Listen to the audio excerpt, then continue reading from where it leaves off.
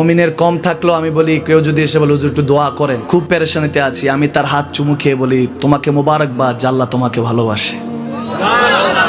পেরেশানি তো মালিক দেয়, এই জন্য এটা রহমত মুমিনের জন্য। পেরেশানি দেয় যখন ফেরেশতারা বলে আল্লাহ চাইতেছে চাইতেছে, টাকা পয়সা চাইতেছে, বলে এটা কি? বলে ফাসেক, দে বিদায় কর, বিদায় কর। তার চাওয়া চেয়ে বিরক্ত লাগে, বিদায় কর, কি লাগে দে। আল্লাহ 10 কোটি দিয়েছে, 100 কোটি দিয়ে বিদায় কর।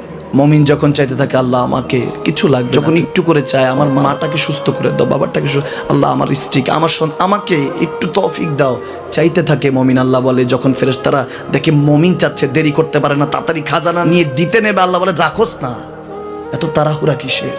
তার চাওয়ার মধ্যে তো প্রেম আছে, একটু চাইতে দেস না।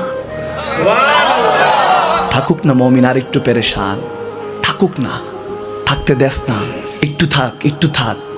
পেরেশানিতে রেখে আল্লাহ মজা নেয়, মহব্বত নেয়, মুমিনের অন্তর থেকে খুশবু নেয়।